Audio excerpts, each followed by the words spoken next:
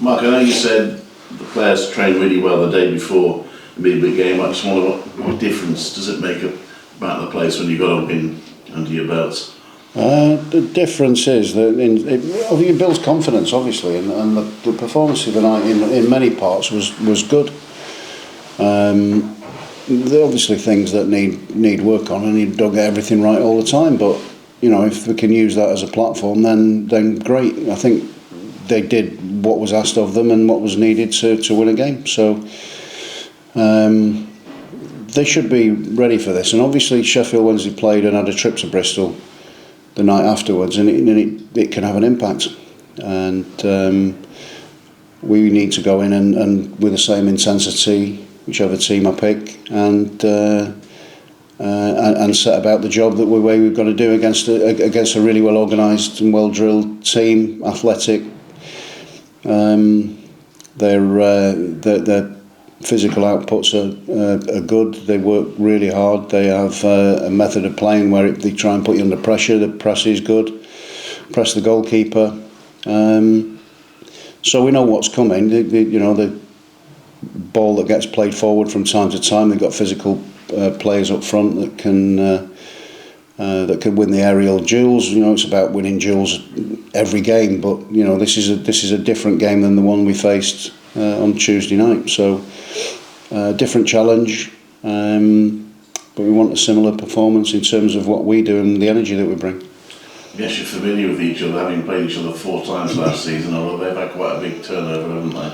Yes, yeah, they have, and obviously Danny Roll had, and rightly so, all the plaudits last year for the job that he did in keeping Sheffield Wednesday in the Championship. This season, again, the expectations have shifted there as well. So it's different for each club, but the expectation levels seem to have gone up this year in a number of clubs. So it's an interesting league. I think it's fairly tight. It's fairly close. It's who can get the confidence, get a run going. I think the teams that's at the top at the moment have started really well, obviously, and there are a number of good players in this division now. More so, I think, than previously, and the spread around, and obviously the spend from the clubs in the Championship has been higher, as I said, than before COVID struck. So always challenging, but it's always a difficult league. But it's a really good league, and there's some really good games, some really good players coming through, and tomorrow's game is going to be a really important one. And you've been into the multiple changes in recent games. Do you feel you've got a squad? I know it's not a huge squad, but do you think you've got more options, perhaps, in terms of starting lineups, perhaps, than you had before? I think in terms of the injury situation, it's certainly better than it was previous years. In terms of the depth of player that's got experience to play, it's stronger than that. I think the quality has gone up, and there is still room for improvement. There's still players to develop. There's still, and then the difference is obviously when you've got players that can play all the time. They want to play and they want to play. He's keeping those players happy, and they have to keep themselves motivated because that's part of the job. That's the life. I can pick 10 outfield players and 1 goalkeeper. I've got 3 goalkeepers plus young Luke Bell, and I've got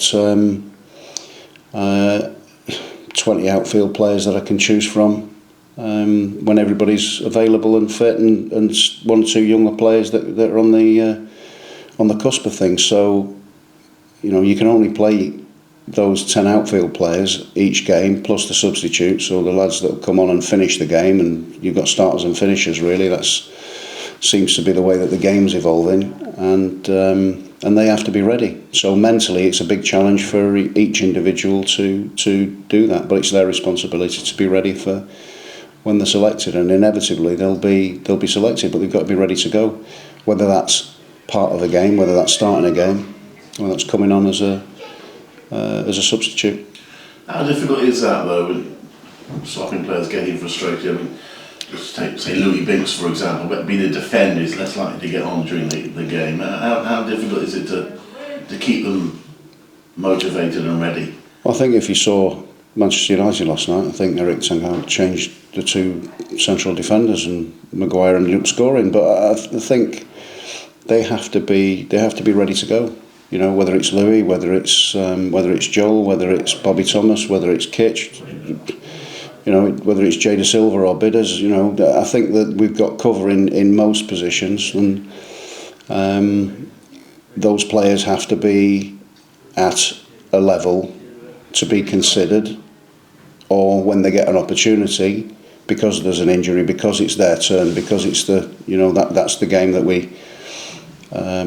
they need to play in, and I've got to remind everybody that this isn't an academy. This is a first team environment where it's competitive, and they should compete, and they should compete every day, and generally they do. I think that young men, and they have time where they're in a position where they're in a position where they feel that they want to play, or it isn't just a case of really, I want to play. It's a case of you've got to earn the right, and you've got to wait for your opportunity. But when that opportunity comes, and inevitably it does, then they've got to be ready to take that.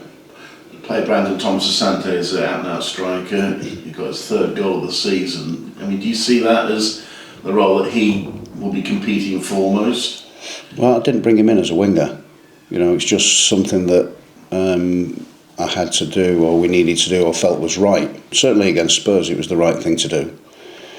And then, for players, and not just Brandon, but everybody, what I try and do is put them in the position on the pitch that they're going to be most effective, because that's the right thing for them, it's the right thing for the team, and the right thing to try and get results and move forward. But I think, when players come with the ability to play in a number of positions, then inevitably when a position becomes available, or it's the right option, then sometimes you got to try it and see how it works, and don't always have the luxury of working in that position either. It's something where you look and you think, right, okay, we can do this in this position, and this is how it can go, and this is how he's going to operate in this position, and how that affects the team and how it affects the individual. What are we going to get from it? It worked certainly against Spurs. Against Swansea it didn't. So it's horses for courses as well. But like I say, I'll pick a team solely to win a football match. And it can't be we've got to give people minutes on the pitch. This isn't pre-season, and it isn't an academy. They have to earn that, and that's what you need, and that's how the squad develops. Everybody's pulling in the same direction for the same goal. Egos have got to stay out of the way, and they have to grow with the team. It isn't always a case of you have to play every game, because that isn't going to happen in most clubs now. And most clubs have to have a strength in depth for this division, but in all divisions really, but certainly Championship and above.